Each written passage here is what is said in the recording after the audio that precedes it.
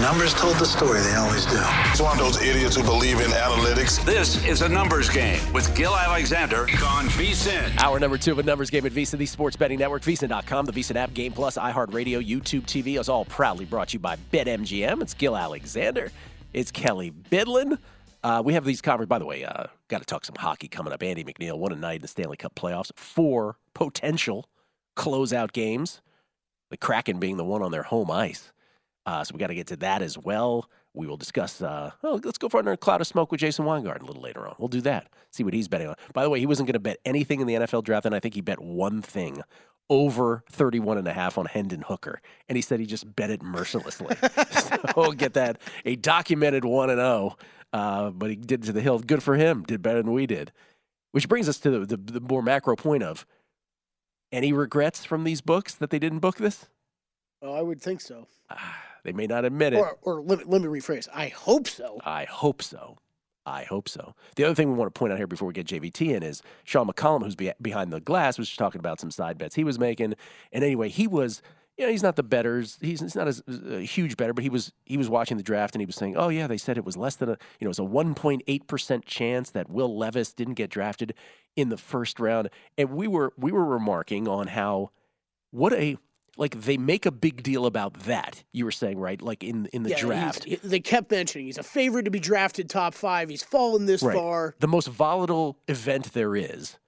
And yet we exhaustively documented yesterday the historical significance of that Heat upset by betting odds, by 8-1, whatever, over the Bucks. They barely make a big deal about that. Yeah, the national media are still learning how to work with betting odds, because it's the NFL draft is such a completely different event from something like an NBA best of 7 series, and it seems like they didn't make nearly enough about how massive of an upset that was. But like the Will Levis stuff, they couldn't stop talking about last time. Let's bring in JVT. He's our Senior NBA Analyst, Jonathan Von Tobel. You can follow him on Twitter at MeJVT. He's the host of Hardwood Handicappers, which he does with our own Kelley Bydlon as well, wherever podcasts are distributed. JVT, let me just start with that, which is before we get to tonight's games and the series prices that exist. But back to the Heat Bucks, because I think it does deserve one more mention, which is, do you believe that? Because we went through all the historical 1-8s. It's the 5th by betting number. It was like the 5th longest odds of any series. And I went through why you could make a case why it was the most incredible. Given the circumstances and how bad the Heat were during the regular season and the Bucks, number one, do you think that was the biggest upset of all time? So, sorry, excuse me. Good morning. I still have morning voice. No, I think so. We talked about this the other day on the podcast, Gill, which was at first I was very resistant to that narrative. I think for the most part, when you're talking about that, because if I were to tell you before the series that Giannis was only going to play in 2 games and a quarter, then I think that dramatically shifts the betting odds from before the season began or the series began. However, when you factor in the way the Bucks lost the last 2 games, right, and where they were. And what Jimmy Butler did, I came more around to the fact that, yes, that should be up there with one of the bigger upsets that we've seen, just given the fact that they collapsed the way they did in those final 2 games, and Butler did what he did. I'm willing to come around on that a lot more. Yeah, and he didn't have Tyler Hero, which Charles Barkley said, given the perspective, is actually a bigger loss in the series than for the Heat in their ability to win that series than Giannis would actually be to the Bucks. And the Bucks won a game without Giannis. By the way, here again are the 1-8s historically. The Bucks losing to the Heat at the top there, but the Bulls losing to the Sixers. Derrick Rose blew out his knee in the first game.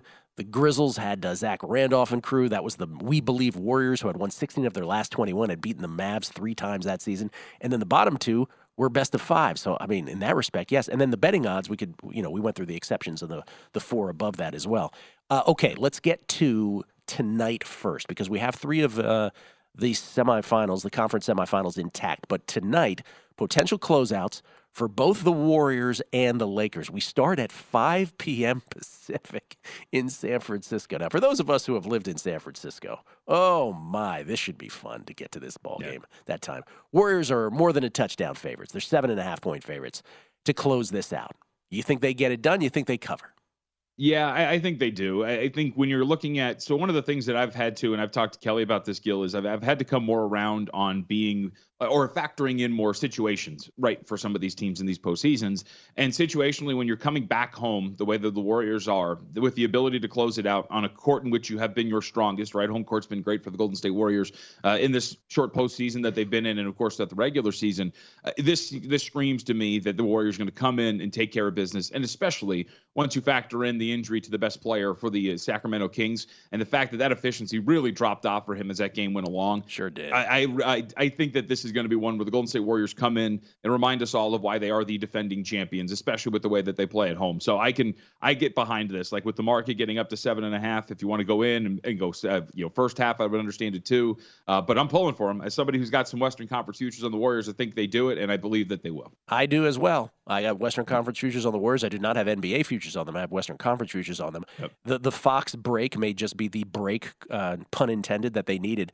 But I will tell you this, as a Warriors guy and one with a futures ticket on them, I'm a little slower on the come up. Like the Warriors are just going to roll them. Like there's definitely a part of me that's like, all right, let's get this done. Because the Kings could be live as they have in each of these.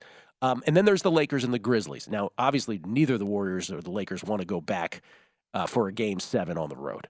But you would agree the Lakers is the more precarious of these two. Like they're the ones who really don't want to go back.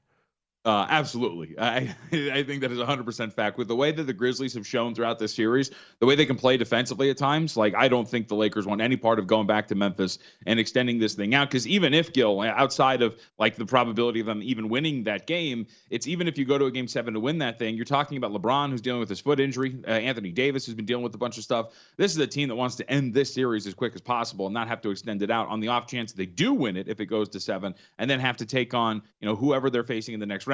Most probable outcome being the Golden State Warriors. So, no, I would agree with you wholeheartedly. Like the Lakers, if they lose this game, I think they lose the series because I don't know if they're going to Memphis and winning that outright. All right, you ready for you hating me again on this? If it's the Lakers and the Warriors, okay. What's the series price? What's that series price? Well, judging by the market, I'll go Warriors minus 10,000. How about that? There you go. No, I think if you're going to realistically look at it and you're going to say that if the market was, minus 295, right, that's where it opened up for that Sacramento Warriors series, and the Warriors would have home court if they were to play one another, I would say Warriors at the very least probably minus 250. I think probably in that range. I think that's pretty fair, and it might be higher given the fact that they have home court in that series should they take on the Los Angeles Lakers. People just love the Lakers so much, though, right? The betting market just loves them so much that I wonder if it would be that high. And if it is the Warriors and the Grizzlies, maybe even more interesting, because the Grizzlies would have home court. Yeah. What do you think that would be? I would think that the Grizzlies deserve enough respect that they would be favored with home court. But I think it would be a similar price to this Lakers game, or this right before it started. I mean, it might be minus 120 Grizzlies, or maybe a small minus 120 in favor of the Warriors, given the front court injuries for the Memphis Grizzlies. But I think you're kind of floating in that nexus if that's the series you're getting in the second round. Yeah, I don't know if the Warriors were such big favorites over the Kings, I would imagine they'd still be a favorite to some degree over the Grizzlies as well. But I will say this, I've never been in a position where I'm actually rooting for the Lakers, but the Grizzlies are so mouthy that I would love to see the Lakers win this game tonight. Yeah, I would agree with that. Also, as somebody who bet the Lakers win the series, I would like to see them win this game. For a much better reason. Okay, let's go to the 3 series that are intact and that are set to start this weekend. Beginning, we were going to talk to some degree because the Suns-Nuggets series is still fixed at minus 140 in favor of the Phoenix Suns against the number 1 seeded Nuggets. Remind everyone, what's your thought on that? That it's going to be a Nuggets bet for me. I'm just waiting to see what the market's going to do. If it starts to increase a little bit more, if I can get a little bit more out of the price for Denver. But I think when you're looking at everything, the fact that Denver has a little bit better depth than the Suns, the fact that the Suns are needing to play Kevin Durant and Devin Booker about 40 minutes a game so they can get out of a series against the Clippers in which they did not have Kawhi Leonard, the fact that their defense actually looked a little exposed in 3 out of the last 4 games against the Clippers that didn't have their best player. I think the market is, again, undervaluing or overvaluing the Phoenix Suns or undervaluing Denver as they head into the series. So I am on the Denver side. Suns-Nuggets game number 1, 5:30 p.m. Pacific, 8:30 Eastern on Saturday. And then the Knicks started as minus 140 favorites in their 5-8, the 5 seed versus 8 seed series against the Heat. They've taken some money in some spots. We've seen them as high as minus 155. Are you aboard on the Knicks here, despite the Heat with that historic upset? So I'm not, and I haven't made an official bet here, but I'm very much in the camp of the Miami Heat. And I was telling Kelley the other day, I want to go back and rewatch the regular season series again to see, some of the matchups on the court and see what sways me one way or the other. But I do think, Gill, again, kind of like at the beginning of the Cavs series, right? Julius Randle and what's going on with his ankle is a massive question mark. And if he's not going to be fully healthy, what that happens to the Knicks defense, right? It's a massive mismatch with Jimmy Butler out there with not really anybody physically capable of matching up with him. I think a lot stems from that matchup as they move forward if Julius Randle's not able to guard him effectively. Now, this is a really tight series from a score perspective. It was 3-1 in favor of the Knicks, but really tight games. I would very much lean toward Miami, but nothing official yet because I want to go back and start rewatching some of those games. All right, this is a two-parter. Celtics are minus 310 against the Sixers. It started minus 330. Is that too high, or given Embiid's uncertainty, is that about where it should be? And obviously, based on the betting markets, because of the Bucks loss, this sort of opens up the Eastern Conference once again to the Celtics in a way that it didn't prior to. Do you believe that they should be quite the favorite that they are, or is there a sneaky bet otherwise in the East? I think this price is actually a little cheap on Boston to win this series against Philly. I think they are a matchup nightmare for the 76ers, and that's Joel Embiid's injury aside. I was looking to lay a game and a half, maybe even 2.5 if the price got right for me here for the Boston Celtics. I think when you're talking about sacrificing your defense like Philly did to put Tyrese Maxey into the starting lineup, they don't really have a lot of guys that can match up with Jaylen Brown and Jason Tatum. They're an elite three-point shooting team, the Boston Celtics, and they have a body they can feel comfortable with on Joel Embiid and Robert Williams. I think this is a matchup that really favors Boston. I think they're going to be winning the series somewhat comfortably. Okay. Enjoy, man. Good luck with all the bets. These two games tonight should be awesome. We'll see if they are, in fact, closeout games. Jonathan Von Tobel, thank you, JVT. Appreciate it. At me, JVT, Hardwood Handicappers, wherever podcasts are distributed. Stanley Cup playoffs. 4 games tonight. 4 potential closeouts. Andy MacNeil with a play in the Kraken game, and VGK potential series prices next.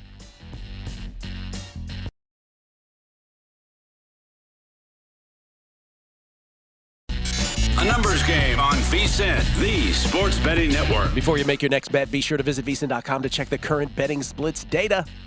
Bets.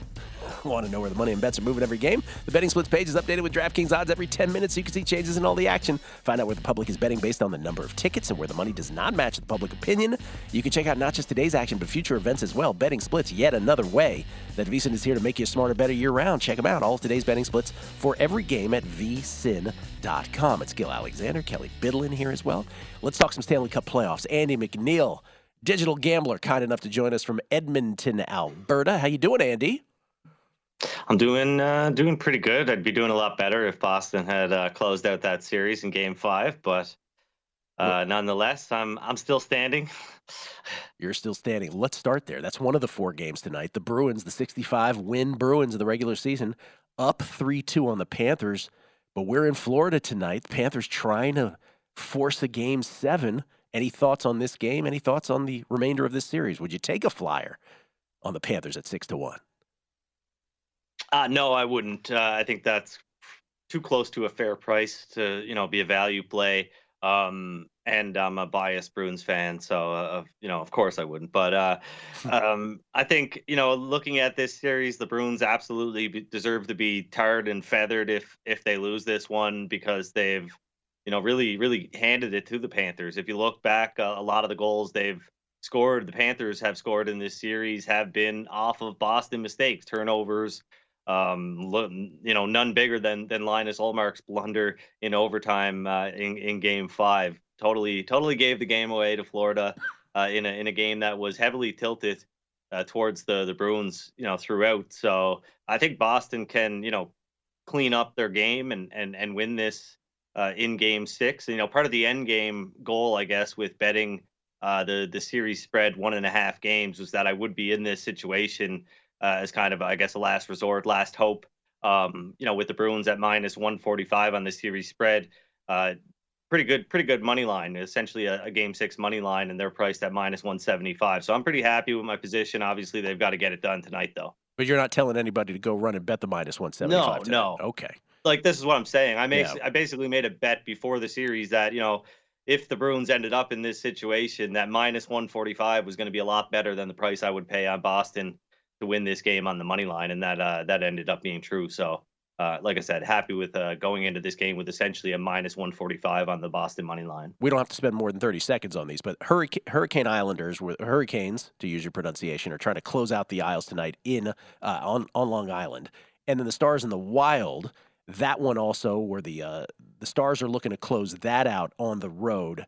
You do not have conviction. Those are really tightly lined. You don't really have a play on either of these two?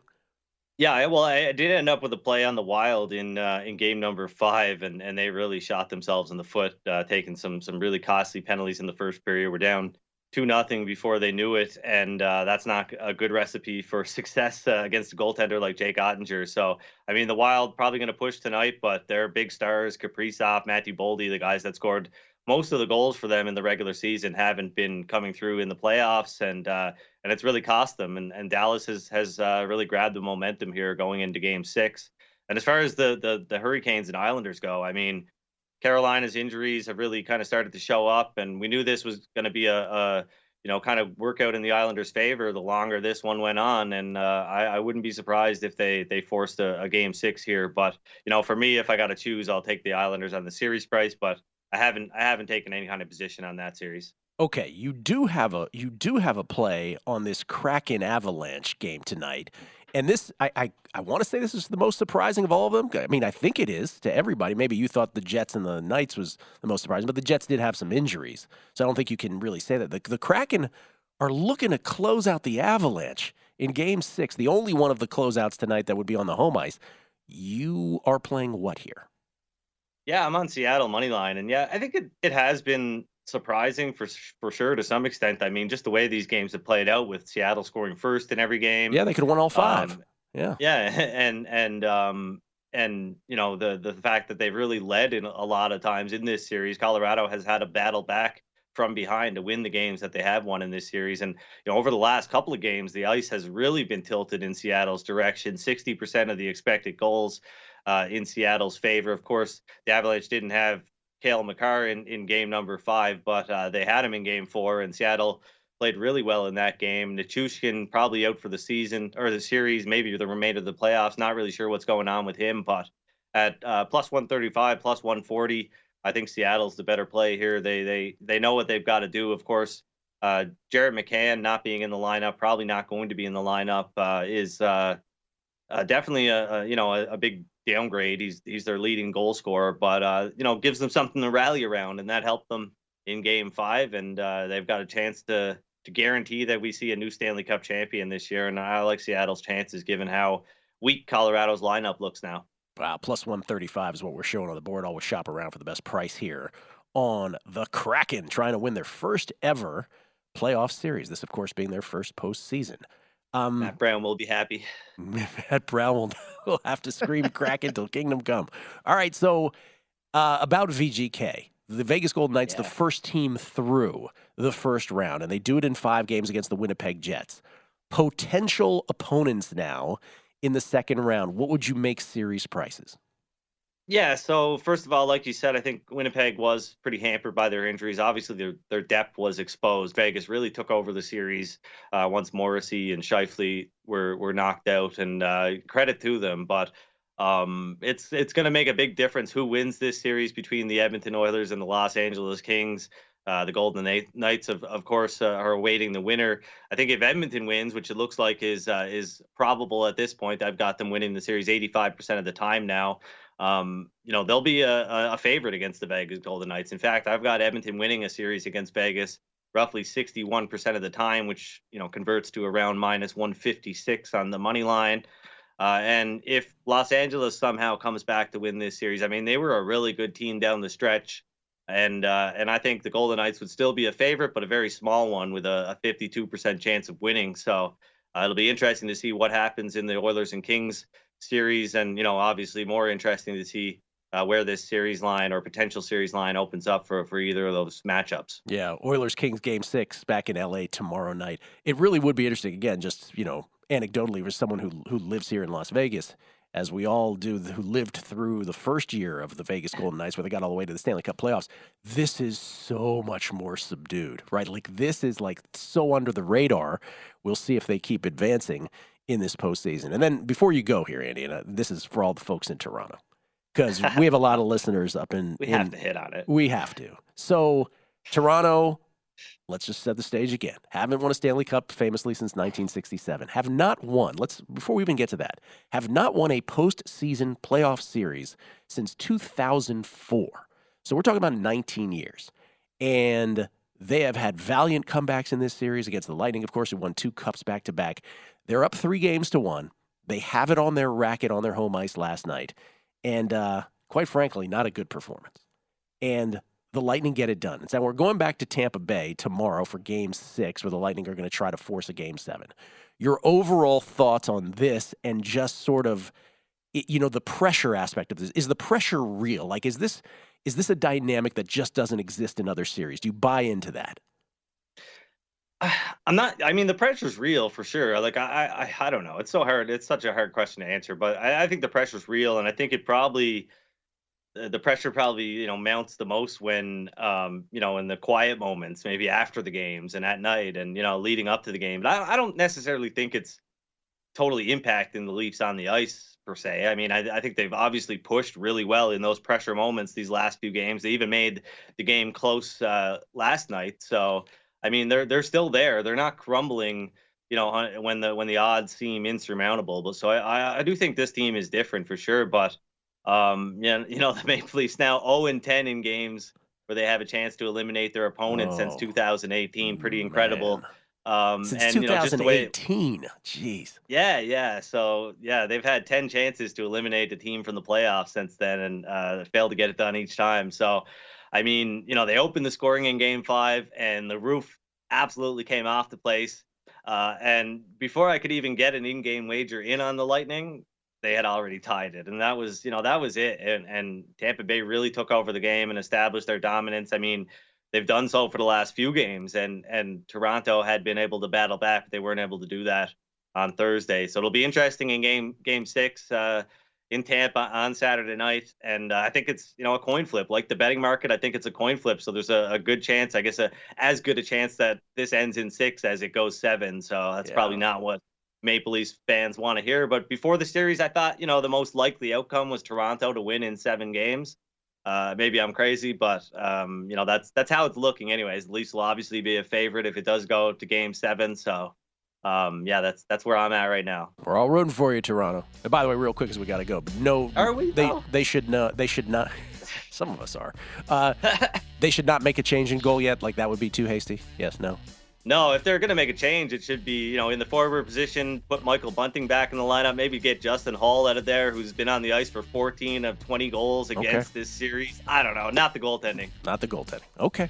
It's been thrown out there. Thank you, Andy. Enjoy the games tonight. Good luck with all the bets. Coming back, more on the NBA next. A numbers game on VSiN, the sports betting network. Become a VSiN Pro subscriber today. Get a daily email recapping all the best bets from our show hosts and guests. You'll also get unlimited access to our VSiN.com/picks page.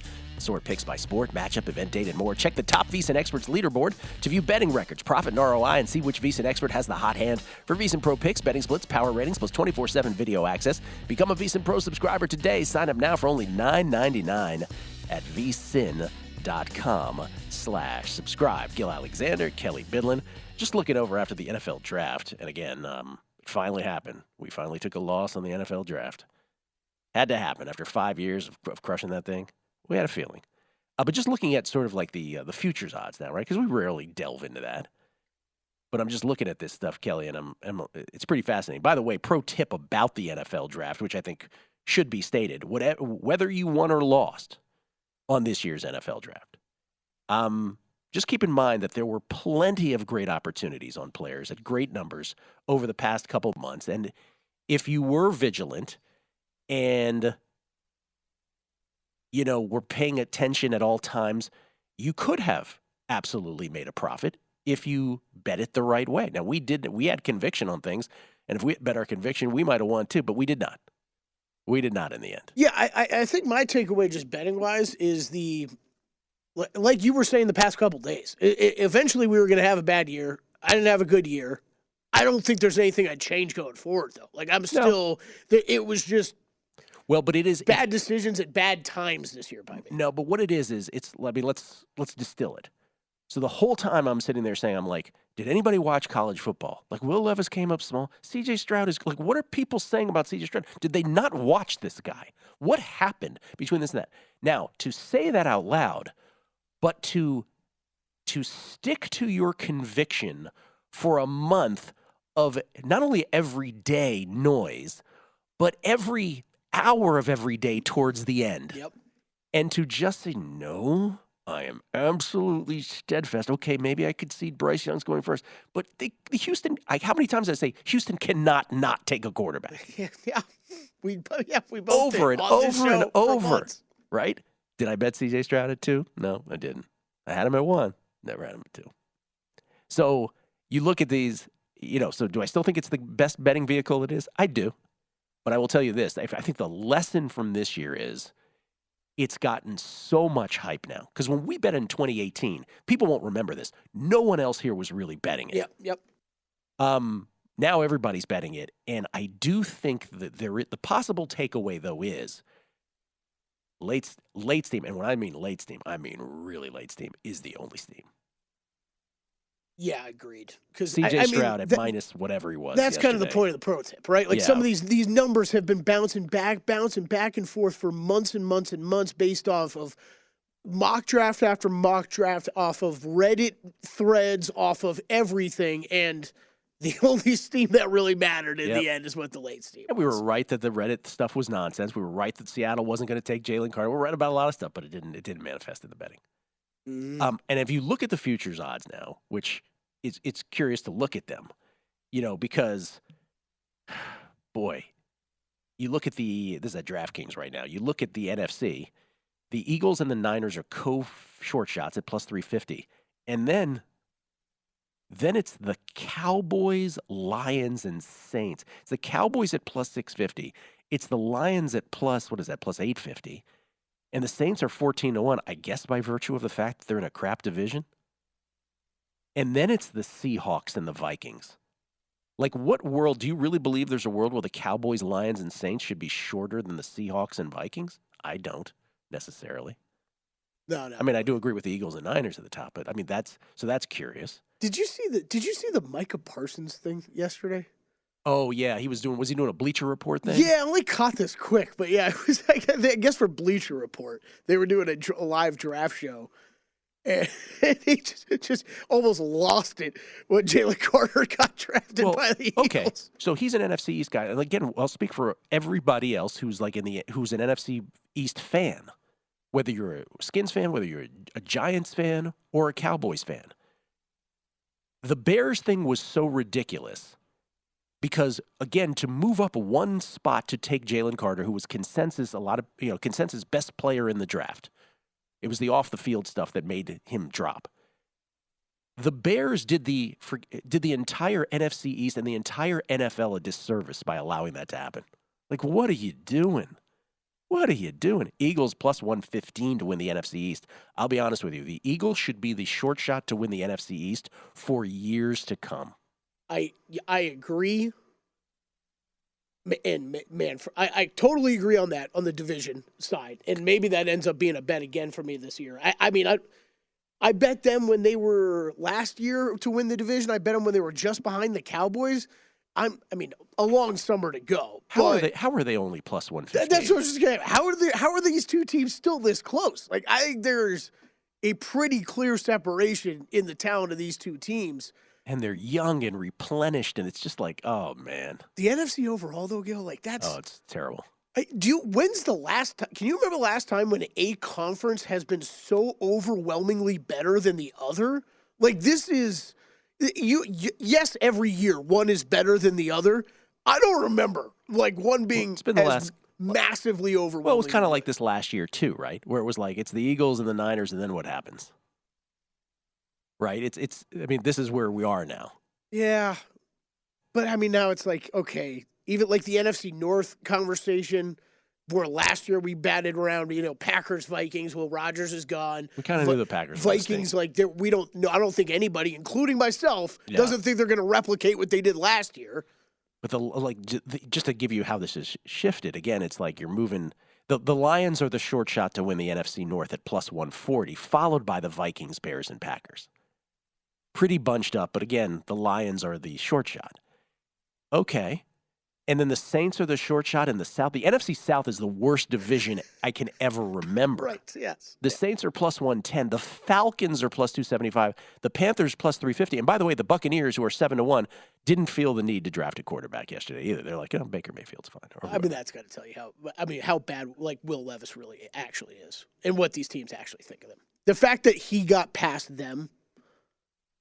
Yeah, I mean, if I'm power ranking NFC teams, it's Eagles, Niners. I agree with those two teams to pick your poison, but I mean, I would, because it's Brock Purdy, you can't really expect him to be as good as he was. Yeah.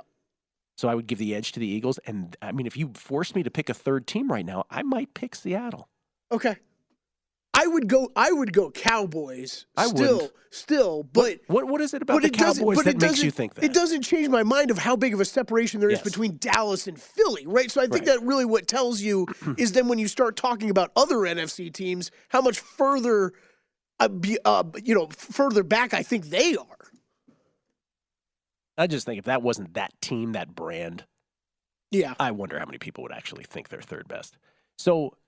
NBA, you didn't get a chance to chime in on this. Do you have any plays in the closeouts tonight? Yeah, I do. Actually, I have bets in both games. I laid it with favorites in both games. I like the Lakers and I like the Warriors. I really like the Warriors tonight. Let's go. I think that is. I laid 7, 6.5 or 7. It was never 6.5. I don't think. 7 with them, and then I laid 4.5 with the Lakers.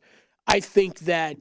I love the Warriors, love this spot. I think them clicking, a lot of what you and JVT hit on. We talked about on 100 Handicappers. We're recording daily on that, by the way, check. And by the way, I'm sorry to interrupt. Andy MacNeil, who was just on, I want to update people because I should have done it before when he was on. There is a Stanley Cup playoff hockey podcast as well that is a brand new one is coming out. Danny Burke. Him with Danny Burke. Yep, with Danny Burke. Daniel Burke hosting that one. I'm sorry to break your flow here, Kelley, real quick, but I want to get their guest is... They have a guest on this one from SBR, Neil Parker. We'll join them from SBR Review. Again, a VSiN hockey podcast coming out today with Neil Parker, Andy MacNeil, and Danny Burke. Oh, yeah, sorry, go ahead. No, you're all good. We're pretty much doing those all daily. I think the hockey guys are doing very frequently as well. So make sure to check those podcasts out. But yeah, I laid it with the Warriors. I think it's a great spot for them. I think the De'Aaron Fox, like you and JVT hit on. It's at the beginning of the game, the guy looked fine. I think those numbers, though, when you know a guy has an injury, the way you look at his overall box score from that last game, it looks like a guy who's playing through an injury. 9 of 25, 3 of 10 from behind the arc. Exactly, yep. So I think Warriors are in a great spot to put this away. They know what their struggles have been like on the road. They don't want to go to Sacramento and let this extend to 7. Nope. And from LA's perspective, these guys are exhausted. You've looked good at the beginning of this series. You can't let this get to 7 and go back to Memphis. And the other thing is we got to keep in mind how bad Memphis played on the road this year, too. And that's been, they've had to deal with that here through the beginning of the playoffs as well. Well, listen, Memphis, they are not a beloved team. They've brought it on themselves. Like that whole thing about Dylan Brooks, the media. You created all this, dude. Oh, totally. Shut your mouth. The biggest thing with this series to me has been we talked about the obscene shooting percentages with the Miami Heat. The thing is, they have such a high floor, the Lakers do, with what they're able to do in the front court with Anthony Davis and LeBron James, and they've been able to basically do that every single game in this series. I don't expect it to stop. It's interesting with the Lakers and the Suns. Lakers because of age, Suns because of lack of depth. That those are the biggest knocks on them moving forward. Yep. We'll see if those manifest. Lakers got to get by the Grizzlies first. Jason Weingart from Under a Cloud of Smoke, what he's betting in baseball today and beyond. Next, Numbers Game, VSiN, the Sports Betting Network.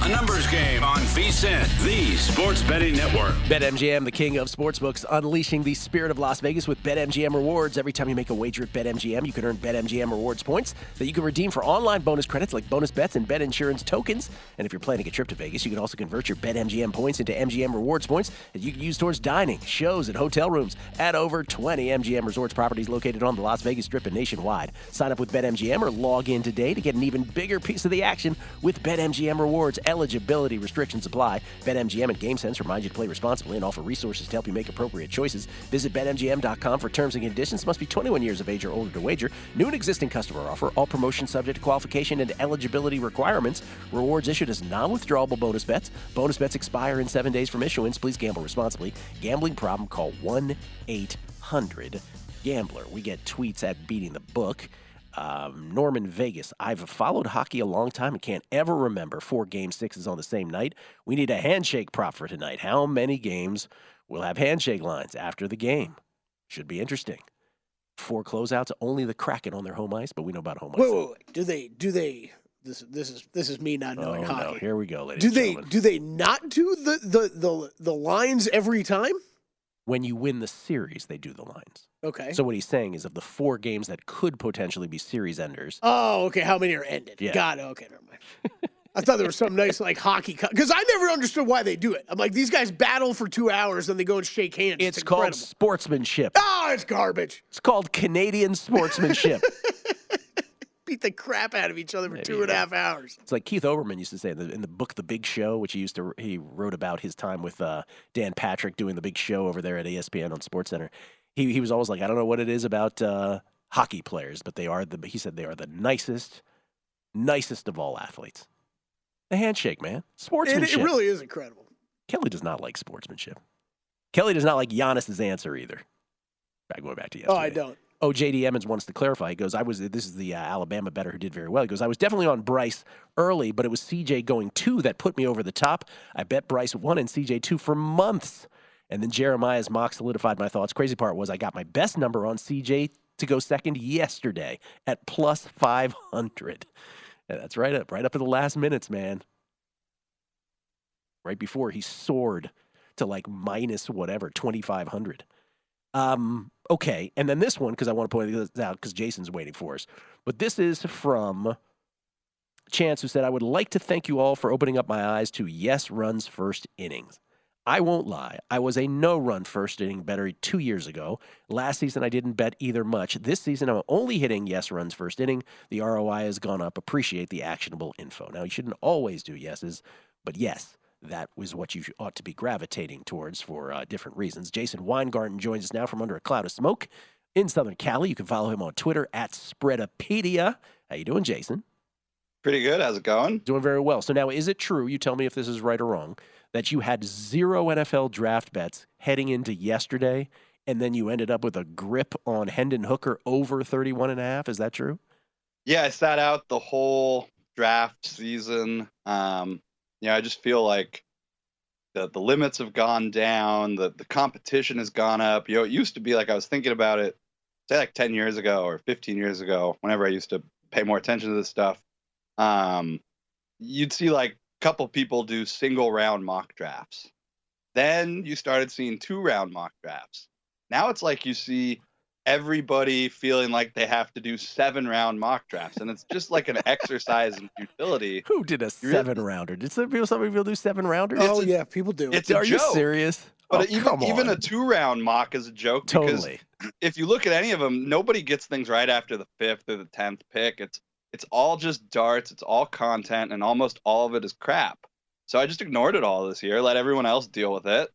And yesterday I got up, read a couple things. I saw Hendon Hooker was plus money to go over 31.5 at Bookmaker.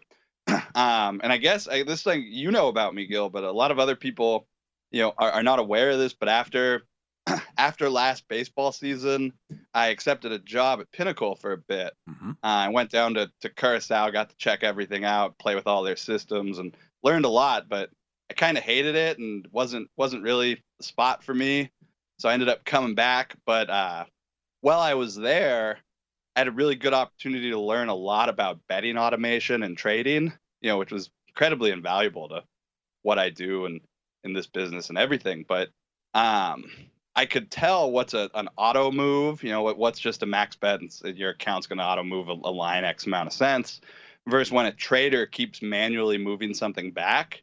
And Bookmaker spent hours yesterday manually moving Hooker back every time I'd bet it. It would drop like 9 cents, then it would pop up 5 cents. So I'd bet and it would keep going up too. Like I'd bet like plus 130, plus 125. They'd move it to plus 140, plus 145. I was insulted, frankly. Offended. I mean, that's right. You're and offended by this. remember, they're taking $500 a pop on this with unlimited rebets, which is the same amount they take on, first innings on baseball props. And, there's a far bigger edge in this market. Sure. If you think you know what you're looking at than a baseball bet. So, I'd bet it. I bet it again. I just kept betting it every time they'd move it back, and it ended up working out. It was a good day. Good for you, man. Did Tai Fung for dinner. Good for you. You said Din Tai Fung for dinner? Is that what you said? Yeah. Nice little celebration dinner. When Levis started dropping, honestly, you knew it was I don't like to celebrate things ahead of time, but when Levis was there, you knew Hooker was very, very unlikely to get drafted in the first round with Levis falling. Yeah. For a second there, I thought, wow, imagine if Hooker gets drafted before Levis. Neither, of course, have gotten drafted yet. All right, so good on you for that. What about baseball today? What did you end up with? Yeah, I love baseball. Love baseball today. Got the Cubs minus 106. Got the D-backs minus 125 at Colorado. Got the Cardinals plus 121 at the Dodgers. I love that game. The Dodgers have been a bit underwhelming recently. I think you're getting a good price with the Cardinals there. I got the Guardians minus 126. I think that's my other favorite play of the day. And I'm betting on the Reds because I don't understand. My eyes deceive me, but are the A's favored in a baseball game in 2023? They are not favored, but it is super close. The Reds are minus 110. It's kind of coin flippy here. I saw Reds at even money a little while ago. I thought that was that could have been part of the reason why it started moving a little bit. I bet the Reds before we came on. All right, so go through those again. Cubs, Diamondbacks, Guardians, Reds. What was in between? Cubs, Diamondbacks, Guardians, Reds, Cardinals, D-backs. Man, all over the place. If I had to say you only get to bet one of them, I know you hate when I ask you this, but which would it be? Which is the one you feel best about? Guardians, Cardinals. Probably, I don't know which order, but Guardians and Cardinals I like the most. All right. What is it? The Cardinals, is it just a price thing? Is it Flaherty versus May? Is it all of the above? Have people looked at the half of the Dodgers lineup that's all hitting under 200 right now? It's it just becomes like a sort of a reflex at this point. When I'm looking at the Dodgers and, you see their beat writers and stuff, and they ask Dave Roberts, is there anything to be worried about? And he says, no, this is just, trust the process. And you've been trusting the process for I don't know how many years. And it's like, I just keep seeing the same stuff, and they bring in these guys, they're not hitting. And, I don't know, I'm a little underwhelmed by what I've seen in the Dodgers the last couple of weeks. I don't know what their deal is. Has it been enough for you to make a NL West play against them, like some other team to win it? No. I still think they're a top class organization, and their players. I mean, come on, they got Mookie Betts and Freddie Freeman, and the superstars are there. It's the talent they're surrounding them with that. I think sometimes they get a little too cute for their own good, and we can fix Thor, we can fix this, and all right, sure, maybe you can, but can you just get some guys who can do their job every day and not try to fix people? I just think Dodgers I could fix this. I'm like, okay, come on, maybe. Do you feel similarly about the Yankees in terms of superstars, but then it drops off a cliff? Well, the Yankees, I think the thing with the Yankees is anytime the Yankees have a single bad week, it's like the sky is falling. It's the end of the world. There's no perspective with the Yankees. It's either they're the best team in the world or the results are unacceptable. So, I think when you look sort of at the talent that's surrounding Judge, it's similar to LA. You got Stanton that's always injured. You got Josh Donaldson. He's kind of old. They've definitely sort of constructed a Frankenstein with a bunch of injured pitchers. But when I saw this line today, by the way, I was actually I thought it was an error at first. I was like, the Rangers are minus 200 against the Yankees. I obviously knew DeGrom was pitching, but right. I thought, am I looking at a flipped line for some reason? I had the same instant reaction, right? That was the knee-jerk reaction. So, wow, Yankees plus 180 on the road against the Rangers and DeGrom. All right, a bevy of picks. They're all on the picks page at VSiN.com/picks. Jason, appreciate it, and congratulations on your Hendon Hooker haul yesterday. Thank you. I got a Porsche to go with the Ferrari from the last bet I won. Hot Wheels from Jason. He's got a bit. Every week he comes on, he's got a bit now. Jason Weingart, that's Spreadopedia right here. Hope the draft went well for you. Hope it went better for you than it did for me and for us. Michael Lombardi will have much to say to follow up on what we talked about on the draft. Winners, losers, his thoughts on misinformation and beyond. It's the Lombardi Line next on a numbers game, or not on a numbers game, but on VSiN itself, the Sports Betting Network.